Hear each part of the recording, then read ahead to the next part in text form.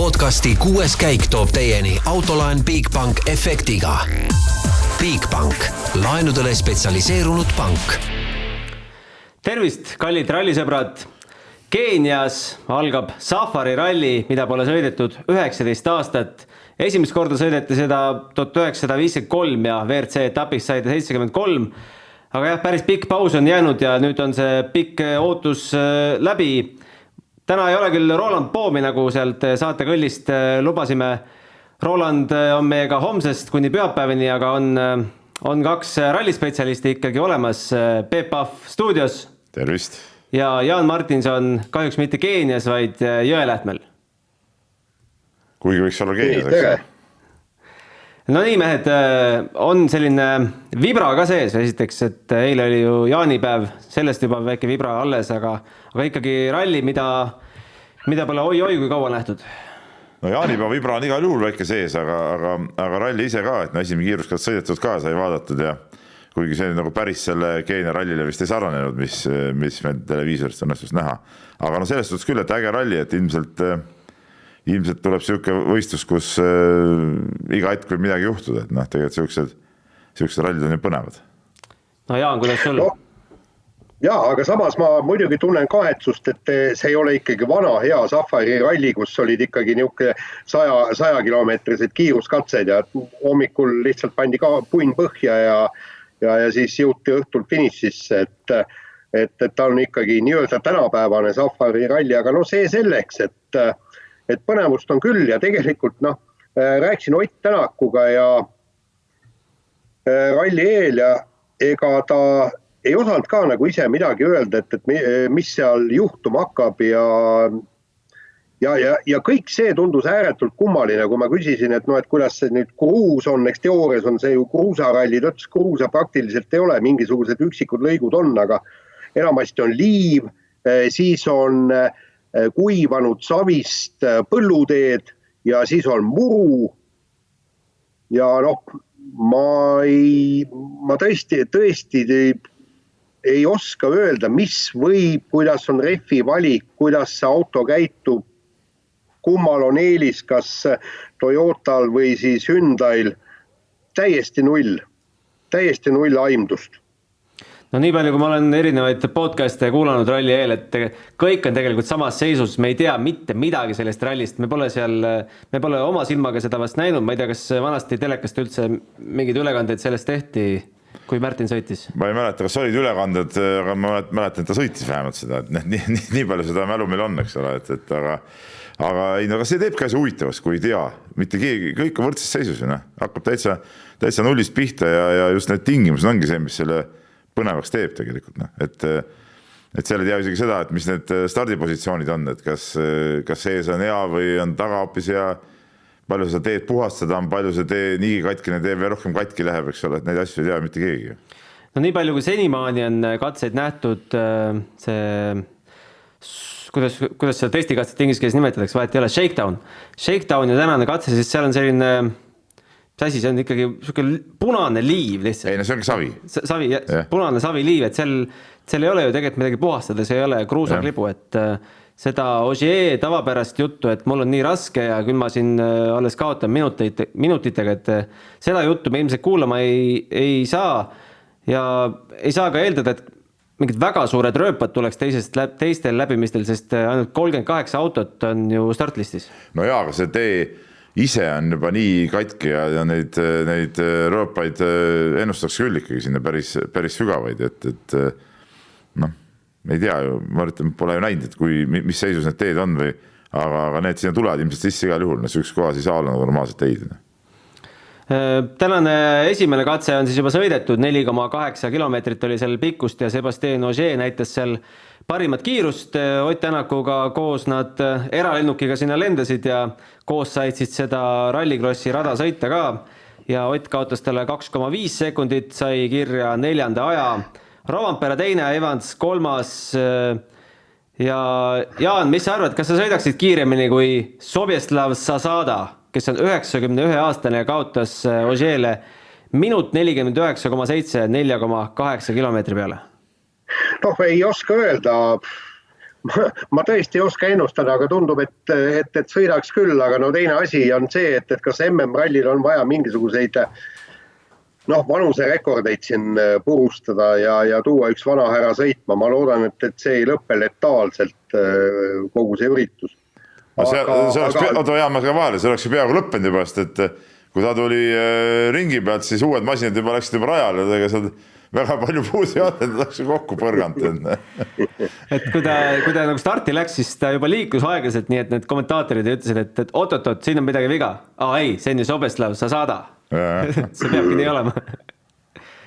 Just, aga tegelikult jällegi ma südamest loodan, et see esimene kiiruskatse ei näidanud midagi, aga tegelikult teisalt jälle ei ole väga meeldiv alustada rallit, kui sa näed, et pärast esimest kiiruskatset on 3 Toyotat on selgelt ees. Aga Jaan, seal oli muidugi täiesti risti erinev refi valik oli Toyotal ja Hyundai'l, et kui sa tähele panid, et Toyota mehed kasutasid pehmed reffe ja Hyundai mehed kõvasid reffe, et Ott ütles katse lõpus ka, et mul olid pehmed jäid alles, et mul peaks olema päris hea variant veel reffi alles. No aga muidugi palju nüüd see alla 5 kilomeetrine ring neid reffe seal sõi, aga eks ta mingisuguse jälle kindlasti jättis. Aga vahet olid üllatavalt suured tead seal esimesel katsel, et seda ma oleks niimoodi uskunudki, et vahet nii suureks lähevad kohe. Ja, aga muide mehed, kas te saite ka aru, mis Tanis Ordol juhtus? Ei saanud aru. Et ta oli ju püha täis, kui ta finišeeris ja ta ju ikka kaotus ikka kalendriga. 10 sekundit midagi vist oli. Kas tal ei olnud väike viga seal, ei kaldunud teest välja või kes see? Ei, välja kaldus, Neuvill kaldus välja. Neuvill, jah. Võib-olla ka Sordo, aga seda minu arust ei näidanud küll kuskil. No see palju seal üldse näha oli, nad enamasti sõitsid ju tolmu sees. Kas see tolm võib hakata meid segama siin? Me näeme, et seda savi jääb ikka päris korralikult sinna üles päris kauaks. Jälle sööke küsimus, mida me ei tea tegelikult, eks ole, et kui palju ta jääb, mismoodi ta jääb, kui palju seal tuult on. Pole õrna aimugi tegelikult. See ongi kõik see ettearvamatus, mis olema hakkab seal.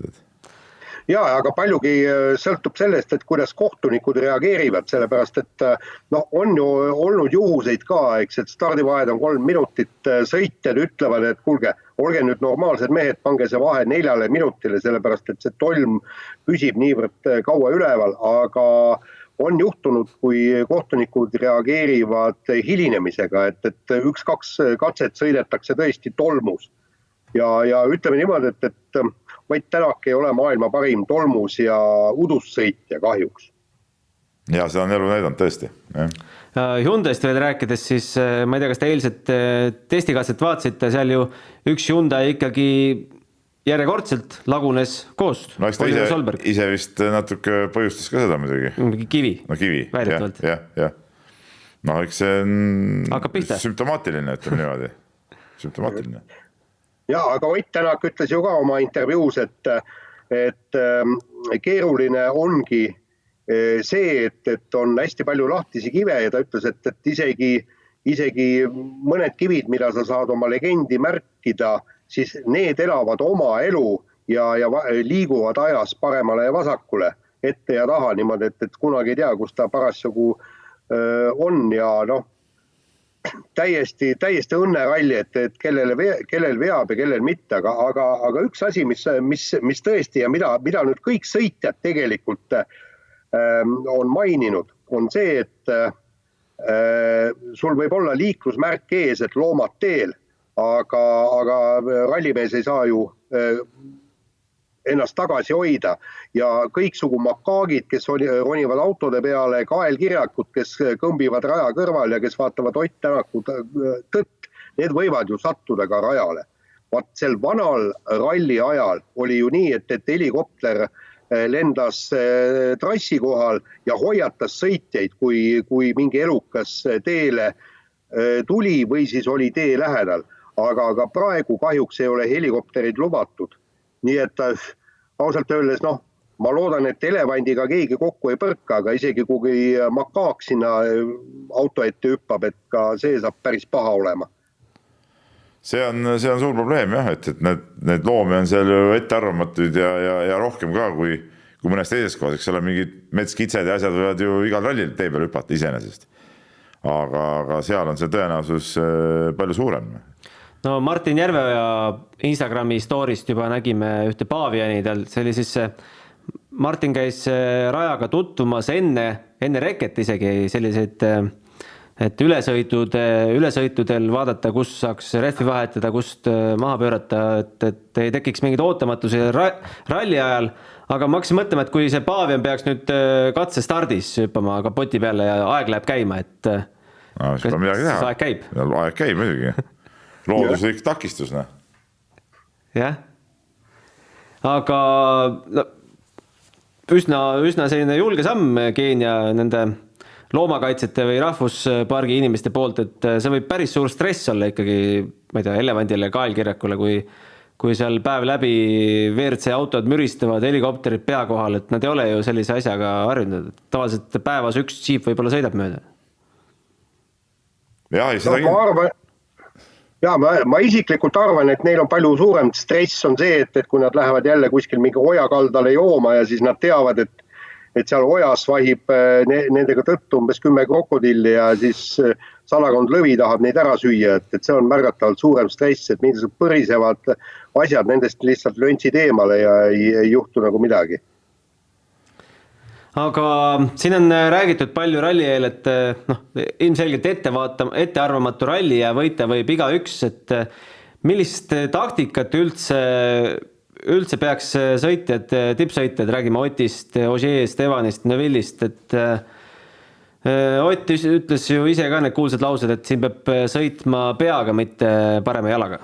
Kõigepealt ma ütlen seda, et igaüks kindlasti nüüd võita ei või.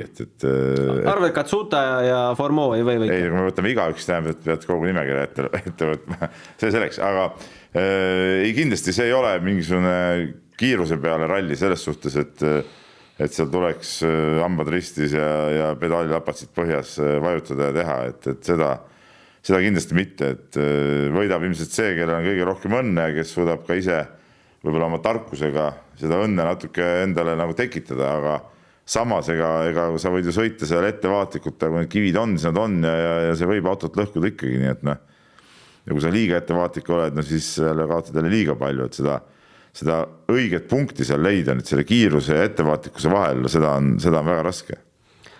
Ja muidugi asi on ka selles, et need kiiruskatsed on praktiliselt, nagu Ott Tänak rääkis, kõik kiiruskatsed on mingil määral sarnased, ehk siis seal katsel on väga kiireid lõikeid, kui sa tõesti võid selle lapatsi põhja vajutada. Aga seal on ka nii keerulisi ja raskeid kohti, kus, nagu Ott Tänak ütles, et me lihtsalt veereme sealt läbi. Et seal ongi tarkus selles, et sa tajud ära need kohad, kus tuleb veereda ja tajud ära need kohad, kus saad gaasi põhja suruda. Ja selge see, nagu Peep ütleski, et õnnel on ikkagi ääretult suur osakaal. Aga kui me nüüd vaatame Ott Tänaku ja nii-öelda läbi sinimustvalgete prillide, siis see on see ralli, kus Ott Tänaks võiks tõesti õnne ja kõige muu korral vähendada vahet Ogier'ga võitluses MM-tiitlile, sest siin selge see, et kellegagi juhtub, aga kellega, vaat selles on küsimus. Aga äkki me saame korraks siia ekraanile lisada MM-sarja üldseisu, kui sa juba selle mainisid, midagi roosilist ei ole, Sébastien Ogier 106, Ott Tänak 49, sinna vahele mahuvad veel Elvin Evans ja Thierry Neuville, sõidetud on 5 katset või 5 etappi, 6 on algamas, pärast seda jääb veel 6. Kes ütleb, et Ogier ei või järgmisel 3 rallil esikohalt katkestada? Üldjuhul seda ei juhtu lihtsalt. Elu on näidanud seda ei juhtu, et ta 3 rallil näiteks katkestab esikohalt.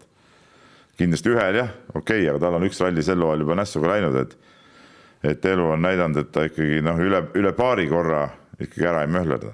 Et ta nagu oskab ikkagi kuidagi hoida seda oma kohta ja ei vajuta alati seda viimast välja. Ja ütleme niimoodi, et need järgnevad rallid, mis tuleb eelkõige Rally Estonia, siis Soome ralli, seda enam siis Belgia ralli, mis on asfaltil, eks, nendel rallidel ei juhtu asju nii tihti ja Ogier oskab nendel rallidel kõikidest jamadest hoiduda. Kui üks asi muidugi on, vaata nendel kiiretel rallidel ei ole Ogier viimasel ajal väga hästi sõitnud tegelikult. Jaa, aga ta võtab oma 3.-4. koha ja isegi kui Ott Tänak võidab, see ei pruugi päästa. Ei, seda küll, jah. Aga Toyota tervikuna, neil on manufaktuuri tabelis on 231 punkti, Hyundai 182, see vahe kisub ka juba päris suureks. Kas Toyota tervikuna võib võtta üldse mingi hoopis teistsuguse taktika, et lasevadki Hyundail katsevõitudele heidleda? No ma ei usu, et nad niimoodi lähevad, et las Hyundai võtab, riisub koore ja me siin võtame sellised turvalised punktid ära, et täistiimiga nad kindlasti selle peale välja ei lähe. Neil on arvamust, neil on ikka 3 autot, et neil ei olegi nagu selleks otsest vajadust ka, nii et, või 4 autot isegi, jah. Et selles suhtes ikkagi, kui nad lähevad neid kiiruskatseid keset nokkima ja ralli üldtulemuse peale ka sõidavad, see on nagu vältimatu. Hyundai ikkagi ainukene lootus kuhugi jõuda on see, et lõpetada 2-3 rallit siin 1-2-3 ehk siis võtta kolmik võite ja anda siis Toyotale väga väiksed punktid. See vahe on sedavõrd suur ja kui vaadata, kes siin võitlevad selle tiimi koha pärast ainult 2 meeskonda, et siin ongi, ainult kolmikvõidud võiksid päästa Hyundai. Räägime M-spordis ka, sel hooajal väga palju pole põhjust nendest rääkida olnud, aga võib-olla see Keenia ralli võib olla see koht, kus targalt sõites võib M-sport midagi korda saata? Seal ei ole sellised mehi, kes korda saadaks midagi. Chris Smith on iga ralliga järjest paremaks läinud. On paremaks läinud, aga tema see level ei ole ikkagi see, et sinna esikolmikusse veel sõita, seda ma küll ei usu ja kui on ka keerulisem ralli, siis eks ta neid eksimusi kipub ikkagi päris palju sisse tulema, et ma sellesse ma küll ei usu, et see M-sport üldse sekkub nagu mingisse mängu. Jaan, kanname maha? No ilmselt tuleb ikkagi maha kanda, ütleme niimoodi, et kogu austusest Greenschmidti vastu, et tundub, et sealt maalt ikkagi ei tule midagi, et me nägime ju, tegijate puhul me näeme ju, et esimestest WRC rallidest alates on nendel meestel, olgu see Ott Tänak või Jari-Matti Latvala või Mikko Irvonen või Ogier või kes tahes, neil on kiirus olemas. Aga Greenschmidtil ei ole.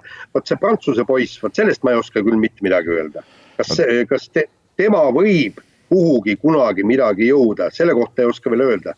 Aga tundub, et ta on igal juhul asjalikum kui Greenschmidt. No tuleviku meheks seda ju peetakse tegelikult, et selles suhtes ta võib kindlasti tulla, aga kui me vaatame nüüd selle ralli kontekstis, siis seal ka see ei ole selline koht, kus üldse sellised vähe kogenud sõitjad midagi suudaks teha, et see peaks tõesti mingi imeõnne olema, et sõidavadki aeglaselt ja kõik kukuvad eest ära, aga see ei ole nagu reaalne, sellist rallit me ka nagu keegi ei taha tegelikult.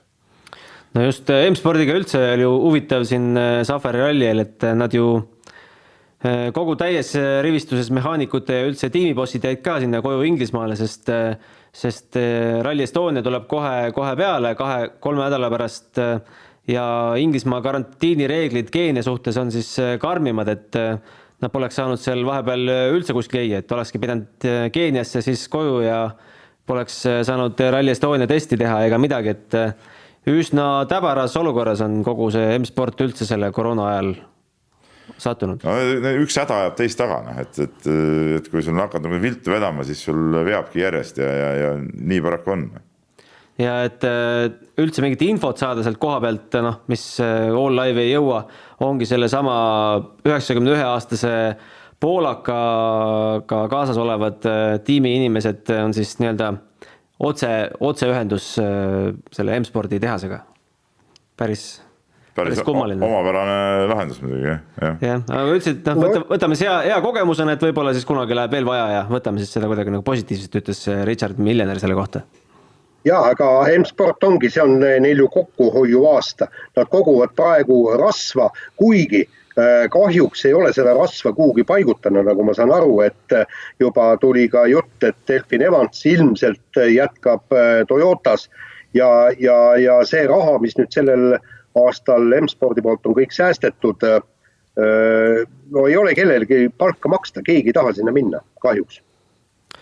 No just, keegi siin Safari rallil nendest meestest sõitnud ei ole, vähemalt WRC meestest, aga on sõitnud kahe mehe isad, Kalle Rovampera isa Harri ja Oliver Solbergi isa Petter. Kas see info võib ka kuidagi kasuks tulla meestele, et neil ikkagi suguvõsas on mehi, kes on käinud nendel teedel? Kindlasti on sellest kasu, sest et no samamoodi, eks ole, Ott Tänak saab Marko Märtini kaudu seda kasu lõigata, et sellistes, kuigi ei sõieta, ütleme, see ei ole sama ralli, eks ole, aga need tingimused ikkagi on ju olemas ja mingit sükest teadmist sa sealt saad. Et kui sul on ikka mingi oma inimene, kes sul neid asju räägib, siis ma arvan, et see annab väga palju juurde. Noh, sõltub kõik sellest, mida rääkida. Nagu sa Peep ise tead, eks isana, loomulikult oma pojale sa ka ju rääkisid, et kuidas vanasti korvpalli mängiti, et kui kõvad mehed meie olime, kõik nii, et aga kui palju see tegelikkusega kokku läheb ja kõik, eks, et kindlasti Petter Solberg rääkis, vaat mina endine maailmameister, eks, vaat seal panin punni põhja ja kõik ja. No nii see on ilmselt. Huvitav kokkusattumus veel saatuste poolest Oliver ja Petter, et Petter oma esimesele Safari rallile sattus ka niimoodi, et sai vahetult enne ralli algust teada, et tuleb mitte Norra rallile kohalikule minna, vaid Safarisse. Helistas talle siis Malcolm Wilson, et Thomas Rädströmiga oli selline intsident juhtunud, et jala murdis, ametliku versiooni järgi libises vist kuskil tualettruumis, aga tegelikult oli mänginud Colin McRae'ga rugbyt ja Colin McRae oli tal jalaluu ära murdnud. Ja aga siis Oliver sai siis Pierre-Louis Loubet asemel, kes ametliku versiooni kohaselt on oma toetajatega aja natukene maha võtnud, et natukene istuda ja mõelda, mis nüüd paremini saaks teha, sest halvemini enam ei saa. No see oli ilmselt selline fabritseeritud pressiteade, tegelik põhjus on ikkagi selline, et kaua sa ikka kinni maksad seda? No jaa, küsimus ongi selles, et tuligi aeg maha võtta ja mõtelda, et mida edasi teha, et selles suhtes sisuliselt on see õige. Et kui sul ei ole välja tulnud, sa oled nüüd saanud sõita siin need rallisid järjest, mitte midagi välja ei tule, siis pead mõtlema, et mis on nagu valesti ja mida peaks nagu muutma või teistmoodi tegema või kas üldse mõtet teha ja nii edasi, eks ole, et neid mõttekohti on seal küll, et eks see põhjustaski seda. Ja teine asi on ikkagi see, et Oliver Solberg on nüüd küll see persoon, keda suure huviga vaadata just selle Keenia rallil. Temal ei ole ju mingisuguseid kohustusi ja tema on ka samasugune lõbus kihutaja nagu ta lisagi. Nagu ütles, et naudin igat hetke ja selge see, et tema eesmärk on lõpetada, aga see ralli, aga kindlasti ta läheb ka mingil määral tulemust jahtima. Ja, mis veel siin ralli eel jutuks on olnud? Jaan, ega teil ei tulnud Otiga, et kuidas sellisel rallil üldse autot seadistada, et vanasti need autod tehti küll nii kõrgeks kui võimalikud ja vast ei meenutanudki tavalist ralliautot, aga seekord väga palju muuta ei saa. Ei, seekord väga palju muuta ei saa, aga mida Ott ütles, et nad olid väga head testid teinud Portugalis, kus nad olid enam-vähem samasugused tingimused suutnud endale luua. Ja ütles, et need testid läksid igal juhul täie ette ja täiega korda, et see oli kindlasti üks nii-öelda rõõmupunkt, aga ega seal autodes juures ega seal ei ole ju midagi, sa ei saa topeltpõhju teha ja känguru raudasid sinna ette panna, et paraku nii ta on. Et siin on olnud küll huvitavaid artikleid, kus näidati, et millised olid siis 19-20 aastat tagasi need Safari ralli autod. See oli hoopis teine maailm või praegu, paraku. On Peep midagi autoseadistuse kohta lisada? Ei, mis ikka pole midagi lisada, nagu me räägime, et kui me ei tea asjadest eriti midagi, sellest just, mis need olud seal on ja eks neil on sõitjatel samamoodi raske seda seadistada, et nad said küll rajaga tutvuda, eks ole, kõik, aga kuidas need olud seal muutuvad sõidu käigus, et see on ikkagi puhas aimamise küsimus, et see ongi oluline ka see, kuidas sa suudad sõidu käigus mingeid väikseid asju, mis sa saad seal ju parandada ja teha, et neid asju muuta ja reageerida ja aru saada, mida on nagu tarvis teha. Vaatame otsa ajakavale, üsna kummalised esimesed päevad, et kolmapäeval Shakedown, neljapäeval ainult SS1, selline publiku katse väike. Ma rõhutaks, erakordselt igav publiku katse, erakordselt igav rada oli. Ega ma ei tea, miks selline ajakava tehti, miks kolmapäev, neljapäeval nii vähe sõitmist? Ega nende Keenia meeste peadesse ei näe ju. Jah. Ja hakkab siis pihta homme kell 8 ja viimane katse kell 4. Ka üsna selline mõistlik ajakava vähemalt vaatamise suhtes ja homme saame siin podcastiga juba alustada üsna varakult, 5:30 hakkame umbes salvestama. Hoolduspaus igal päeval vahel, teisiti vast Keenias ei oleks mõeldavgi. No see oleks nagu ebareaalne, kui Keenias oleks ka selline, nagu mõne rallil on, et avapäeval ei ole mitte ainult treffi vahetused, eks ole, et no see kõik autod kukkus laiali ja lõpuks palju turvapuuriga mõni jõuaks peale finišisse ka. Ja, aga mis minu lootus just selle ralli puhul on see, et äkki tuleb see kord äge pühapäev. Ehk siis äkki läheb pühapäevaga võitluseks, sellepärast, et on kuidagi ära tüüdanud juba see, et pühapäeval ei olegi midagi vaadata, lihtsalt heidad pilgu sinna peale, kas keegi katkestab, ei katkesta ja mehed veerevad kuni punktikatseni välja ja siis alles surutakse punn põhja, et kuidagi tuleks ikkagi muuta kogu seda ralli reglementi nii, et pühapäeval ka põnev oleks. Ja ma ei taha see unelmaid rikkuda, aga mul on millegi pärast kuri kahtlus, et seal ralli tulevad päris suured vahed, et seal ei tule sekundis punnimist. Elu näidab, mida raskem ralli, seda igavam on pühapäev. Jah, nii on. No jah, siis saab vähemalt pühapäeval hommiku kaua magada ja ärgata alles siis punktikatseks.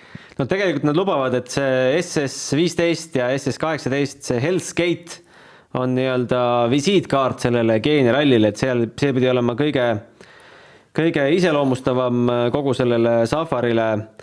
Siin on veel huvitav kiiruskatse Sleeping Warrior, mis on siis ralli pikim katse, mida sõidetakse laupäeval 2 korda, see on 31 kilomeetrit ja kõige lühem.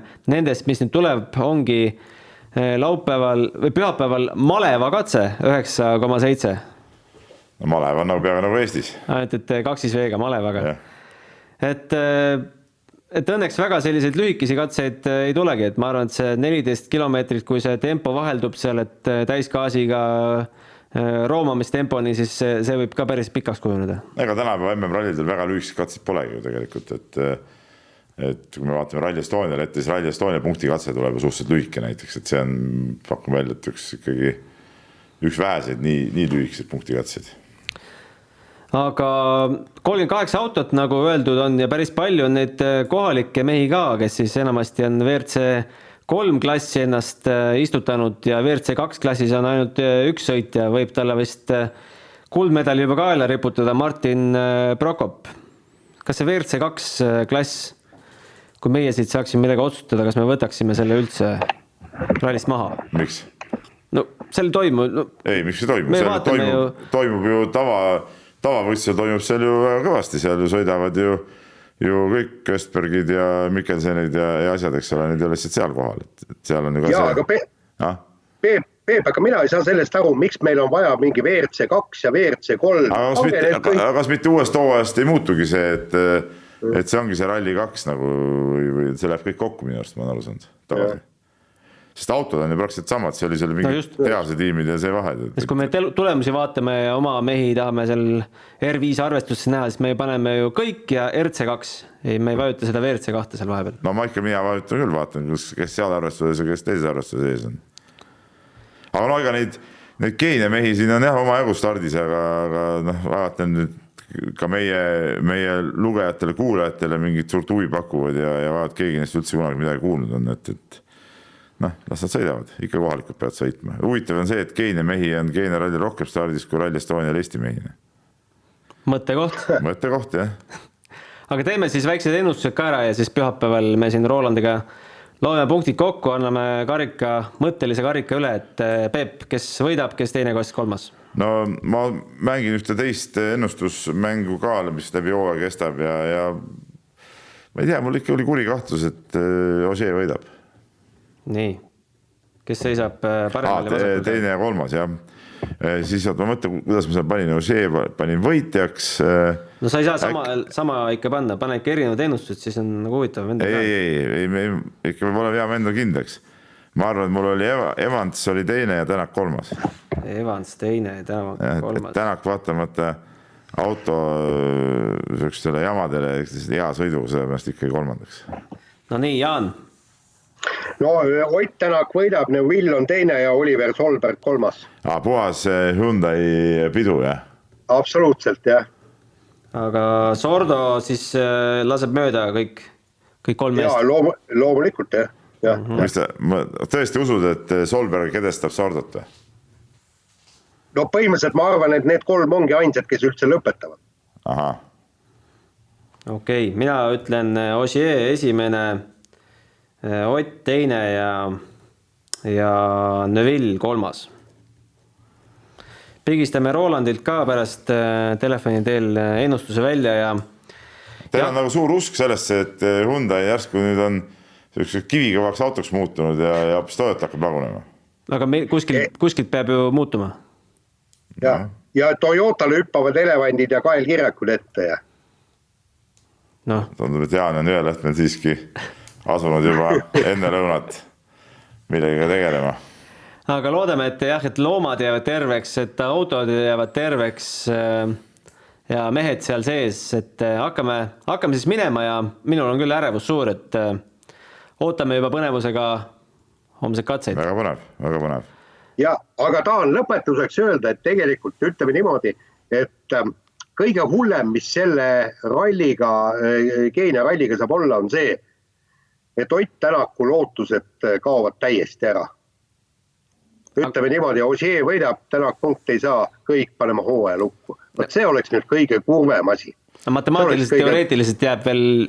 Seda küll, aga sisuline on siis ikkagi juba läbi ja sellest ma muidugi Jaaniga nõus, et see oleks nüüd kõige mustem stsenaarium, mis üldse olla saab, et mis jätaks selge pitseriga kogu ülejäänud hooajale. Et seda kindlasti ei tahaks mitte ühestki otsast. Just. Ei, kas need sisulised tiitlilootused ikkagi juba ei ole kustunud? Ei, päris nii ei saa ütelda. Ikkagi, ei, aga... Siin ei tea kunagi, ralli on ikka nii ettearvamatu. Just sellel rallil just võib Ott Tänak mängu tagasi tõusta. Ja siis Rally Estonial on sellised pinged peal, et... No seal ta võidab nagunii.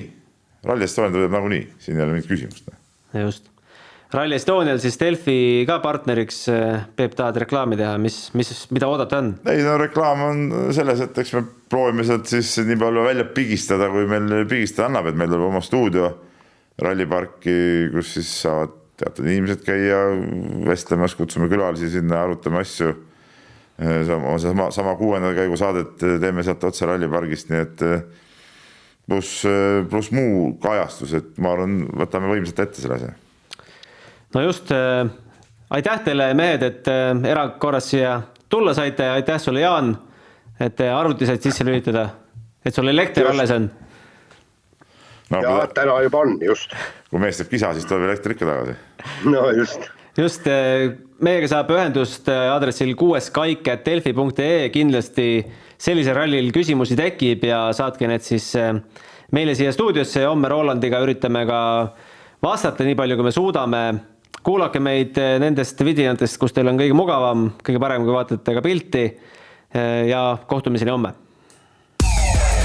Podcasti 6. käik tõi teieni Autoline Bigbank efektiga. Bigbank, laenudele spetsialiseerunud pank.